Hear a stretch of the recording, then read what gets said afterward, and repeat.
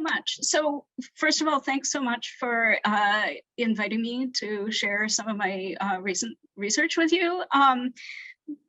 Because today is the deadline for submitting the revised version of my book manuscript, I thought that I would talk about the book. And so I'm going to just sort of dive right in. First, I'll give sort of an overview, and then I want to give sort of a bit more detail about the subject of one chapter. So the book delves into the history of the Islamic legal discussion of the issue of wives' domestic labor. While it's generally assumed that classical Islamic law monolithically denies that wives have any obligation to do housework for their husbands, this material shows that this question has been subject to some debate historically. It elicited such attention both because ownership of a wife's labor raised fundamental questions about the claims and obligations exchanged between the spouses under the marriage contract, and because denial of a wifely duty to do housework stood in conflict with what most pre-modern scholars understood to be right and good. Scholars' efforts to resolve this tension resulted in a range of solutions, from delineating a clear distinction between legal claims and ethical ideals to forging a complete synthesis between the two.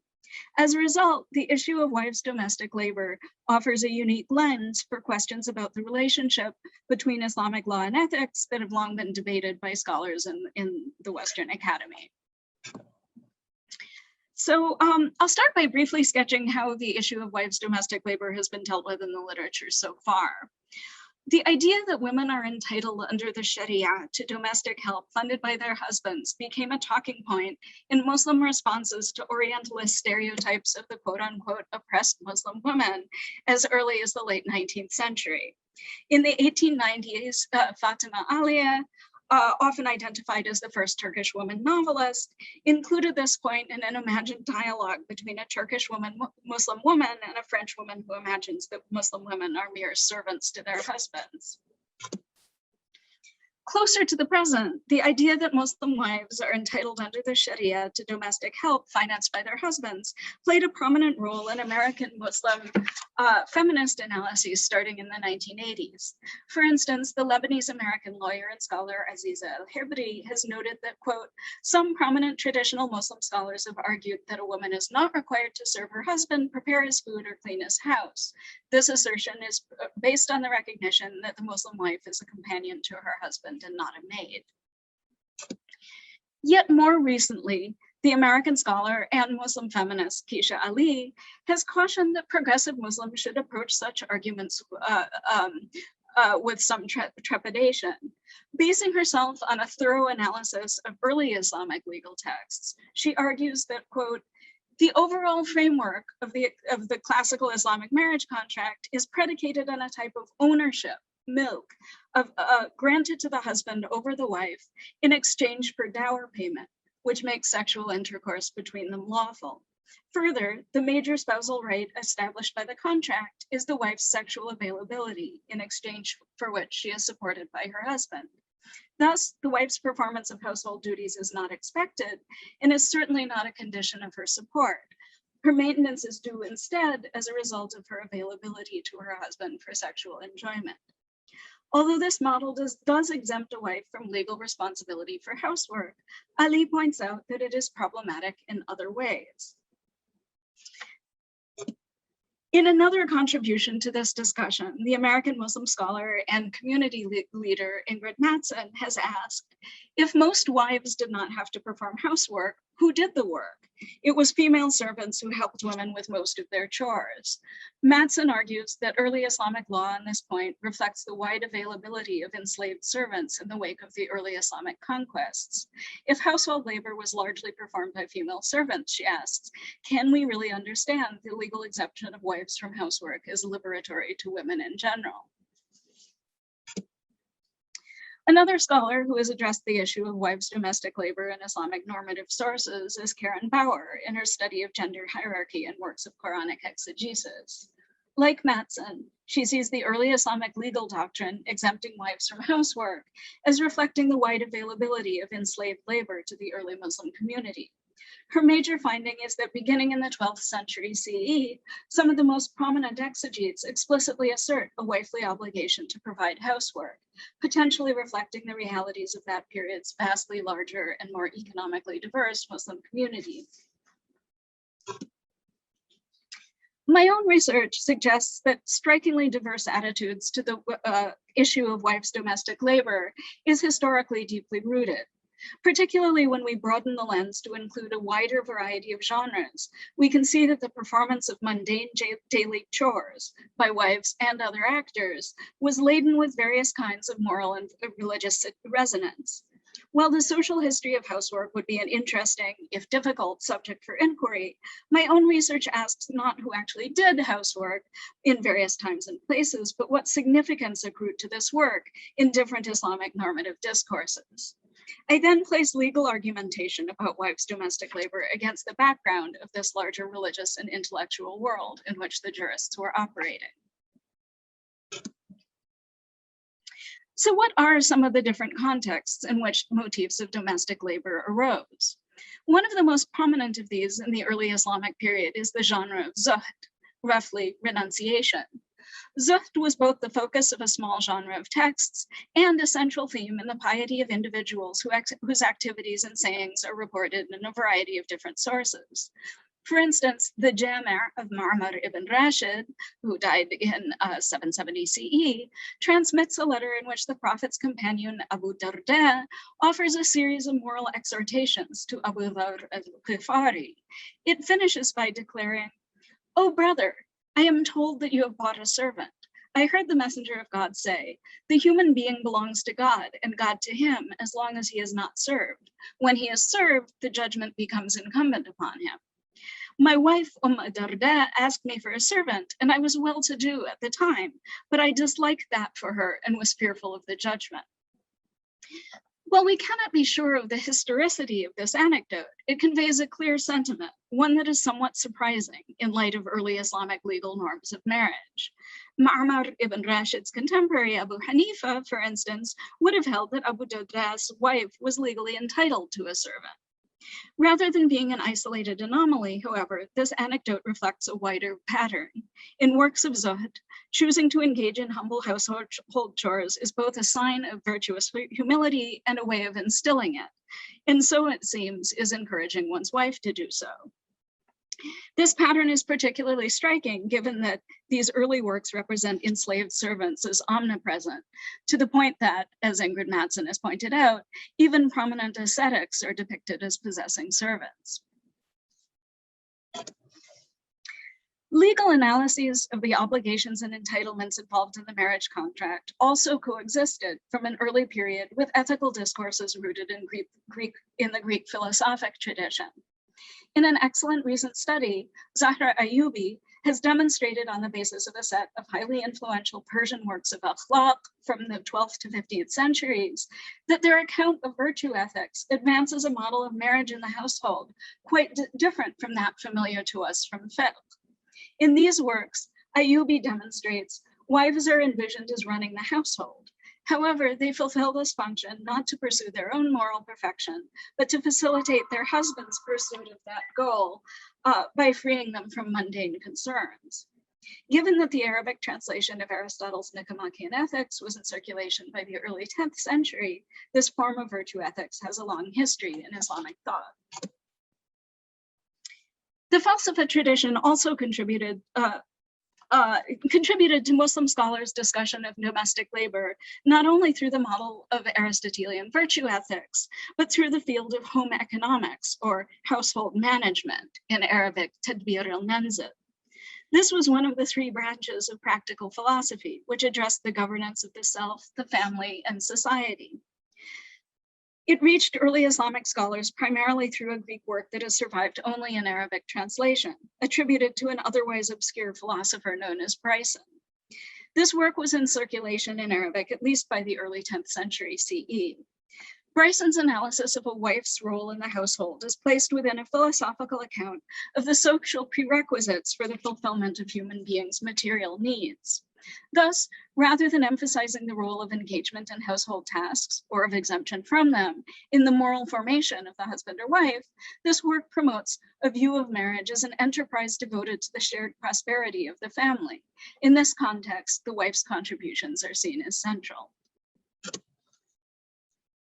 In a somewhat later period, another lens for the ethico-religious significance of domestic chores is suggested by the term most jurists use to designate wife's domestic labor, khidma, or service. In the earliest legal sources, khidma seems simply to mean work, or domestic work as contrasted with other tasks such as agricultural labor. Over time, however, the term khidma accrued a deeper resonance.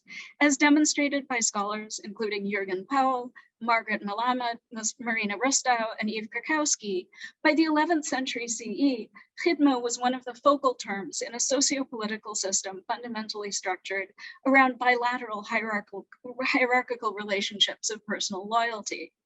Khidma, in the sense of servitude or service, was understood as a central component in the individual's relationship to God, to rulers, to parents, to teachers, and to mystical masters in the increasingly institutionalized spiritual discipline of Sufism.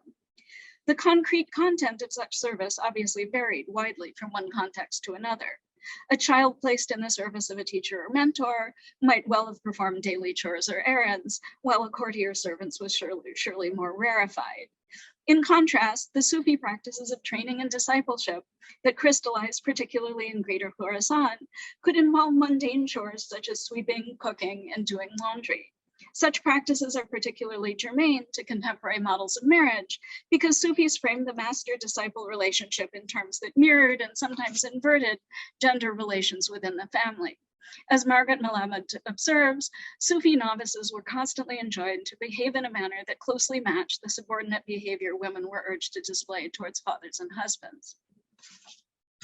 So my project in this book is to do a close reading of a small selection of influential fiqh texts with two primary objectives.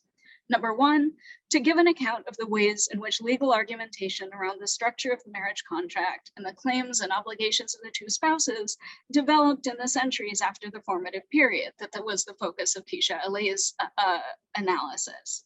And number two, to explore how individual scholars navigated the gaps between early fiqh doctrines and ongoing fiqh doctrines, denying that wives had any legal obligation to provide domestic work, with other normative discourses emphasizing the virtue and necessity of wives' service to the household. So the remainder of this talk is going to focus on themes of domestic service in the magisterial legal work Al-Mabsut of the Hanafi jurist Shams al-A'imma as-Sarakhsi, who died in 1090 and lived and worked in Transoxiana. It may be helpful at this point to review the most basic entitlements and obligations that all Muslim jurists agreed were exchanged between the spouses under the marriage contract. Like most, if not all, classical Muslim jurists, as-Sarakhsi interprets the marriage contract as a sale-like exchange in which the husband's payment of the dower purchases control over his wife's sexual capacity, metonymically represented by al-budr, sometimes translated as the vulva. The question here is exactly what is being exchanged for what. Some scholars, including Shafi'is, understood the object of this transaction to be a usufruct, a manfa'ah. What the husband is purchasing is ongoing access to a benefit, in this case, sexual access, much as a contract of rent or hire purchases the use of a thing or a person rather than the thing or the person itself.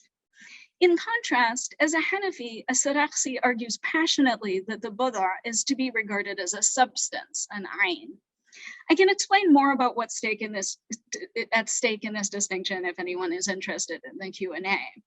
For our purposes, the most important implication of the Hanafi's decision to treat the budar as a substance is that it demanded a more explicit differentiation between the benefits accruing from the payment to the husband from the payment of the dower, mahr or sadaq, and those accruing from the payment of ongoing spousal maintenance, nafaqa.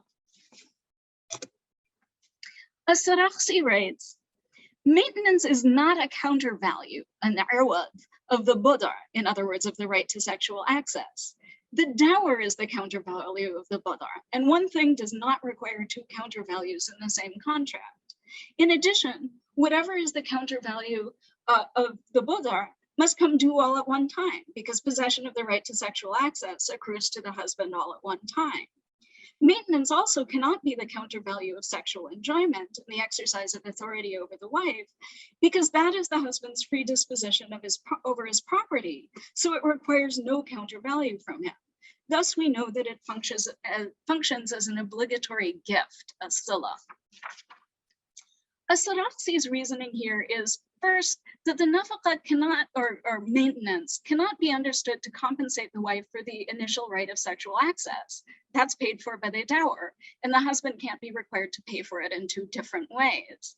Furthermore, if the husband has purchased sexual access to his wife once and for all, he can't be understood to owe ongoing payments to avail himself of this access.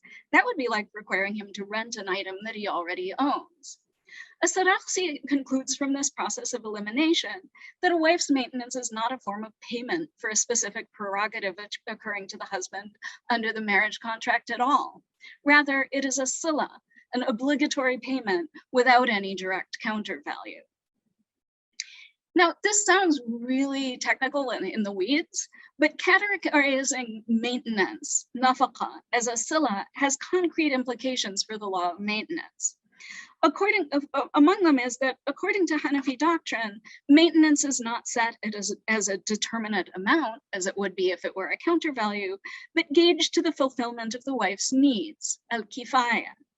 Shafi'is approached the husband's provision of the food component of nafaqa as the transfer of an asset owed to the wife under the marriage contract. Accordingly, they preferred, at least in principle, that it be delivered in the form of unprocessed grain as a commodity that the wife can store and potentially even sell. In contrast, as a Hanafi, As-Sarakhsi emphasizes that the husband is obligated to directly fill the wife's personal needs by providing her with food in edible form. This in turn implies that the husband is responsible, at least financially, for one major form of household labor, the work of processing the wife's food, by a professional miller or baker, or when appropriate, by the wife's own servant. So as a Hanafi, Sarakhsi does not understand nafaqa as a countervalue for the wife's sexual availability. However, neither can he interpret it strictly as a response to the wife's need. Like other classical Islamic jurists, he recognizes that spousal maintenance, unlike the maintenance of indigent kin, is incumbent on the husband regardless of the wife's poverty or wealth. This distinction is not lost on As-Sarakhsi, who explains, oh dear, wait. Sorry, I think I seem to be missing one, but a poor relative's entitlement to maintenance from the one who is wealthy and has means is based on need. This differs from the maintenance of a wife. She is entitled to it on the basis of the contract because she devotes all her time to him. In this interpretation, a wife is entitled to support in consideration of the opportunity cost of making herself constantly available to her husband. The view that dower compensates a wife for devoting her time to her husband at the expense of other pursuits gives rise to a legal analogy with officials who offer services to the Muslim community. As-Sarakhsi writes in another passage that maintenance is due to the wife, quote, because she is detained, mahbusa, for the interests of her husband and devotes herself exclusively to him. Thus, she is entitled to a sufficiency, a kifaya, from his wealth. She is like the collector of alms tax, who, because he's devoted himself to work on behalf of the poor, is entitled to a sufficiency from their wealth, in other words, from the alms taxes. And like the judge, who, because he's devoted himself to the work of the Muslims, is entitled to a sufficiency from their wealth. Sarakhsi's observation that a wife is like ka, a tax collector or a judge, places marriage within a series of structurally similar relationships where someone is retained to perform a service on someone else's behalf outside of the parameters defining a legitimate contract of hire, isti'jar. Such a person is entitled to a need-based stipend, but shouldn't draw a fixed wage. So one could ask, and we you can ask this in the Q&A if anyone cares. But there are a variety of reasons, from textual prohibitions to the indefinite, sort of quantity and timing of the actual duties involving in something like judging, to the idea that it's something that's already religiously incumbent on a Muslim individual, and therefore the person shouldn't get compensation for it. But in all of these cases, the key term is the verb farraga, or tafriq nafsahu or nafsaha li, which literally means to render oneself unoccupied for, and more idiomatically means to free oneself up for a given duty at the expense of other possible pursuits. And so it's this term that Sarakhsi over and over uses to refer to the wife's full-time devotion to her husband, which justifies her entitlement to maintenance. So if a judge receives a stipend because he's made himself available for judgment, and a prayer leader because he's made himself available to lead prayers, for what purpose is a wife understood to have made herself available? In more than one place, Sarakhsi states straightforwardly that a wife is entitled to maintenance because she devotes herself to service, khidma, of her husband or of his house. In other passages, his language is less specific. In several places, he suggests that a wife is entitled to support because she devotes herself to her husband's interests, masalih. The vagueness of Sarakhsi's comments regarding the wife's household duties reflects his legal argument that nafaqah is not a wage for specific services, but a consideration for the wife's general occupation with her husband's needs. So it's important to note that Sarakhsi does not consider a wife to be contractually obligated to provide household services. In his view, the marriage contract specifically comprises the exchange of dower for the husband's entitlement to sexual access. However, this does not mean that he believes that wives are exempt from housework. Rather, he understands the exchange of these considerations within the marriage contract, in other words, the dower for sexual access, as a discrete transaction that does not exhaust the objectives of marriage. In this context, he makes a distinction between two kinds of obligation incumbent on the wife, only one of which is contractual and binding, but both of which are integral to his understanding of the marital relationship. This issue arises most prominently in his discussion of breastfeeding. In Sarakhsi's Hanafi view, a mother who remains married to the father of her child is not obligated to provide breastfeeding for their child, but neither can she claim payment for it. Sorry. So I'm missing a slide, but just please listen. If the husband and wife are not separated, she is entitled to no wage for breastfeeding. But if she refuses to breastfeed, she's not compelled to do that.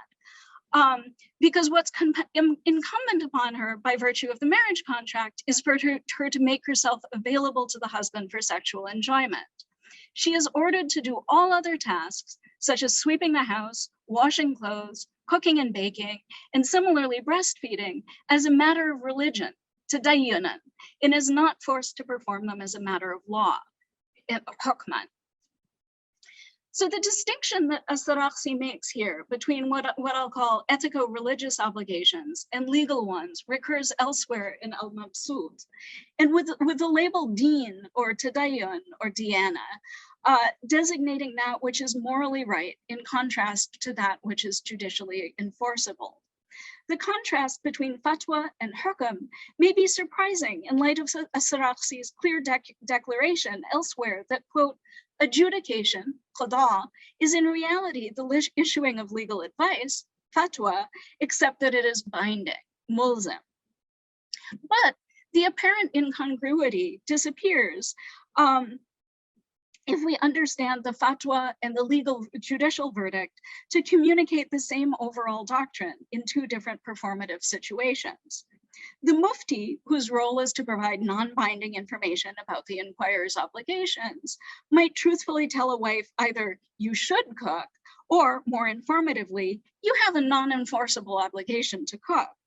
The qadi, whose role is to reach binding legal verdicts, would either simply decline to enforce a demand that she cook or inform her that she cannot be compelled to do so. The underlying doctrine, however, is the same. So even if a Sarakhsi envisions a wife's obligation to perform housewife as operating on a non-enforceable moral plane, he does envision it as having legal implications. Like many other medieval jurists, Sarakhsi also addresses the question of whether a wife could, at least notionally, contract to receive wages for housework. He writes, if a husband, and this is, now I'm with the slide, if a husband hires his wife to serve him for a stated wage every month, it's not valid. In other words, the contract is void because the housework is incumbent upon her religiously and required of her customarily by virtue of the marriage, according to the report that when the Prophet married his daughter Fatima and Ali, he assigned the tasks inside the house to her and those outside of the house to him, and because the divine law made the husband liable for the wife's maintenance so that she would take care of his housework. So she is not entitled to an additional wage for that, even if it's stated in a contract of hire. So in addition to adducing a binding precedent set by the Prophet Muhammad, although one that by this point was completely marginalized in the field of hadith studies, in this passage, Sarakhsi directly asserts that a wife receives maintenance from her husband in exchange for domestic labor.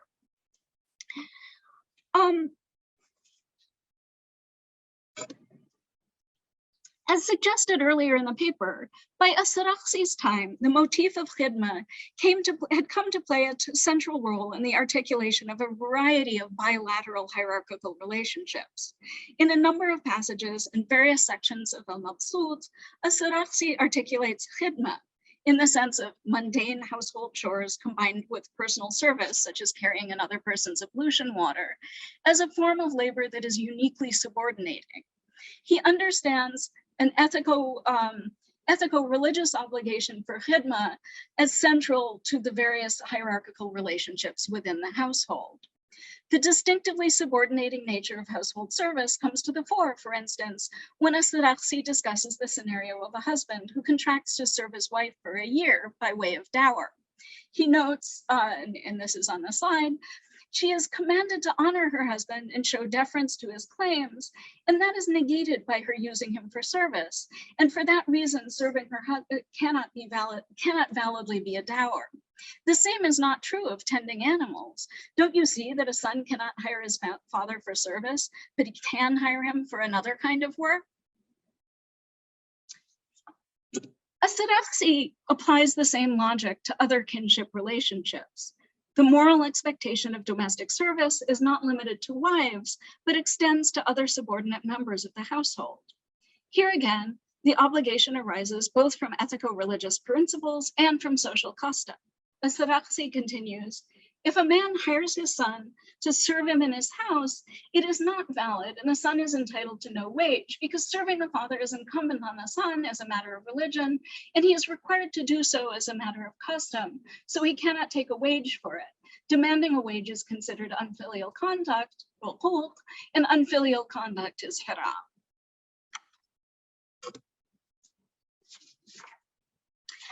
So what does it really mean for a Sarakhsi to posit that a wife has a purely ethico-religious obligation to provide housework for her husband? Clearly, a religious obligation could carry significant weight with a person who is devout.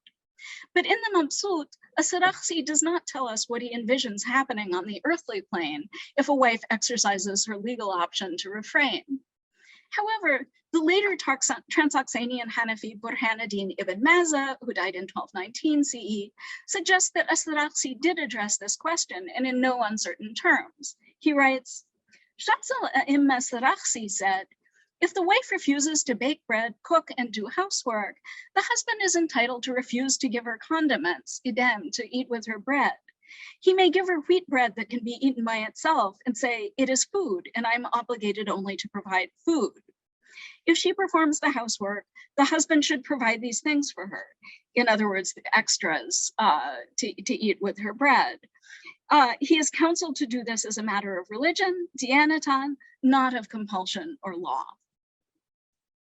As the grandson of a leading student of As-Sarakhsis, Burhanuddin ibn Maza fell within his direct scholarly lineage.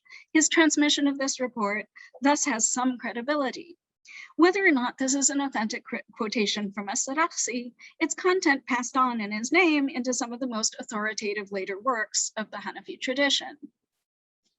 Assuming that this statement may express As-Sarakhsi's sentiments, it suggests that the moral obligations he envisioned were not merely a matter of personal choice. It also suggests that in his view, the legally enforceable obligations of the marriage contract comprise only one element of a proper relationship between a husband and wife. Spouses who limit themselves to the bare minimum of mutual duties mandated by the marriage contract, he implies, would be left with a bleak life indeed. Indeed, in various passages of the Mabsut, As-Sarakhsi explicitly expresses the idea that the rights and duties exchanged between the spouses under the marriage contract represent only a fraction of the overall benefits of wedlock. Thus, in justifying the relevance of social parity between spouses, kafa'a, he observes that marriage, quote, comprises goals and objectives including companionship, affection, intimacy, and the establishment of family ties. What distinguishes the binding provisions of the marriage contract is not that they are the only or even the most important components of the marital relationship as a whole, but that they're gendered goods that are legally exchanged between the two individuals, rather than mutual benefits that are shared by them. In Sarakhsi's words on the side, the objective of marriage, in other words, as a legal contract, is the ownership of enjoyment rather than any other objective. Don't you see that it's the exclusive prerogative of the husband, so he must remunerate her for it, while the rest of the objectives accrue to them both? In As-Sarakhsi's account of the Hanafi model of marriage, the spouse's complementary contributions of labor to their shared household are an integral component of the unifying function of marriage, which extends beyond the limited entitlements and obligations involved in the contract. In his discussion of legal witnessing, he argues that one of the reasons for the inadmissibility of either spouse's testimony on behalf of the other is that the marriage contract was legislated by God for the sake of this, which is that each of them be intimate with the other, favor him or her, and prefer him or her to all other people. God alluded to this in his statement, he created for you mates from yourselves, that you may take comfort in them, and he ordained affection and mercy between you. Marriage was legislated for the sake of unification in taking care of the needs of their shared livelihood. القيام بمصالح المعيشة. For this reason, the messenger of God, peace upon him, assigned the tasks inside of the house to Fatima, may God be satisfied with her, and the tasks outside of the house to Ali. By means of both of the spouses, the needs of their household are taken care of. So with respect to that, they are like one person. It should not be said that this unification between them is limited specifically to the hukuk, the rights or obligations of the marriage contract, because the element of unification of the marriage contract is incumbent upon the spouses as a matter of law, and what is beyond that is established by custom. So this statement reflects a model of marriage quite different from that implied in much of his legal argumentation about the rights purchased by the husband's payment of maintenance, nafaqah. Here, the two spouses are united in the shared pursuit of the prosperity and well-being of their household. As-Sarakhsi's discussion of marriage, scattered as it is over different chapters of al-Mabsut, appears on the surface to be a unified discourse in terms of its sources and frames of authority. His various arguments overtly draw on the same authorizing discourses of received Hanafi doctrine, Quran, and Hadith. He does not cite works of philosophical ethics, akhlaq, or invoke sources from any discipline outside of fiqh that I have noticed. Neither does he use the terminology, the phrase tadbir al-manzil, that's so often a tell of, sort of a real indicator that somebody's drawing on falsafa in other texts. However, on deeper examination, it appears that As-Sarakhsi as well drew directly or indirectly on the Greek philosophical tradition on household management. In a number of different places in Al-Mabsut, his approach to marriage and his specific wording is deeply informed by the arguments of Bryson's work on household management that I mentioned at the beginning of the paper. The idea that As-Sarakhsi was familiar with Bryson, either directly or through an intermediary, is not new one. Michael Bonner long ago drew attention to the echoes of Bryson in Al-Mabsut's Kitab al-Qasm. As-Sarakhsi's allusions in the Mabsut to the broader moral objectives of marriage closely parallel Bryson's overall framework, a resemblance that's all the more striking because those elements of As-Sarakhsi's discussion so clearly diverged from the traditional fiqh model of the marriage contract.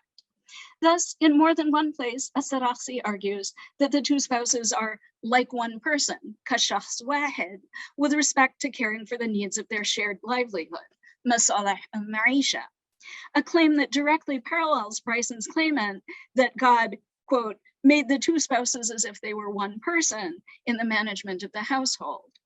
It's notable that the distinctive phrase masalih al-ma'isha also occurs in the passage that Bonner has identified as suggesting As-Sarakhsi's direct or indirect usage of Bryson.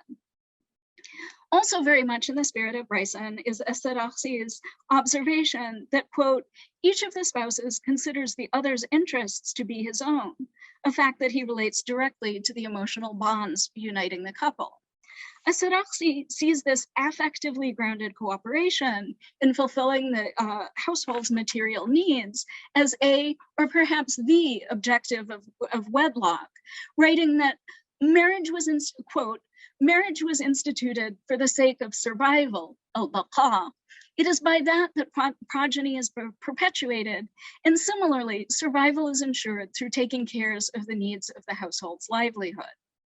Overall, as we have seen, As-Sarakhsi envisions marriage as having a unitive function that is simultaneously affective and economic. By binding the couple together in their interests and sentiments, it ensures the family's material subsistence. This is, in essence, Bryson's view of marriage, and there's good reason to think that As-Sarakhsi was, as I pointed out, directly or indirectly aware of Bryson's discussion.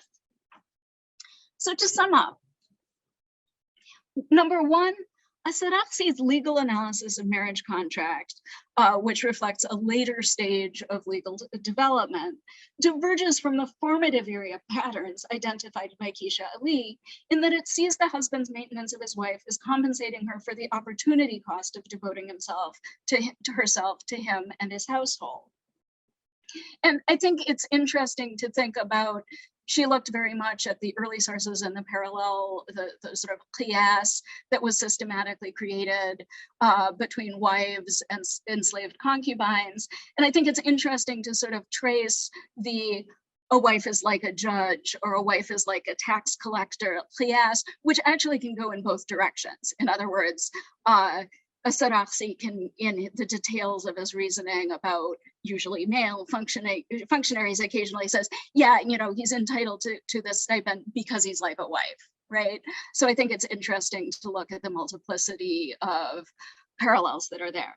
Number two, As-Sarakhsi's analysis in Al-Mabsut is not strictly limited to the legal effects of the marriage contract. Rather, he articulates a sphere of moral obligation that he sees as central to marriage. In articulating the wife's moral obligations, he draws on ideals about the central role of service, khidma, in hierarchical relationships that were current in his time and place.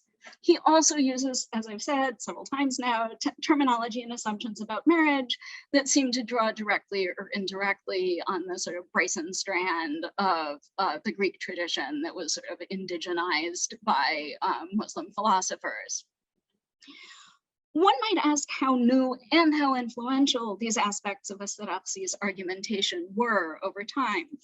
The basic building blocks of his doctrine in this area are drawn from a much older Hanafi repertory. However, he combines them in a new and powerful way. For instance, The idea that a wife or child cannot contract to receive wages for household labor, chores, khidma, is already present in Ash-Shaybani al-Asl. So is the distinction between legally enforceable obligations and those that are religio-moral. But Sarakhsi seems to innovate in bringing these two components together in his doctrine on wives' domestic labor, and his formulation is ubiquitous in later Hanafi works. Sarakhsi's mode of interweaving his legal doctrine on this point with different strands of ethical thought is only one of the possibilities explored by different jurists, but it illustrates how the issue of wives' domestic labor can be a useful lens for exploring the relationship between Islamic law and ethics. Thanks very much for your patience and attention.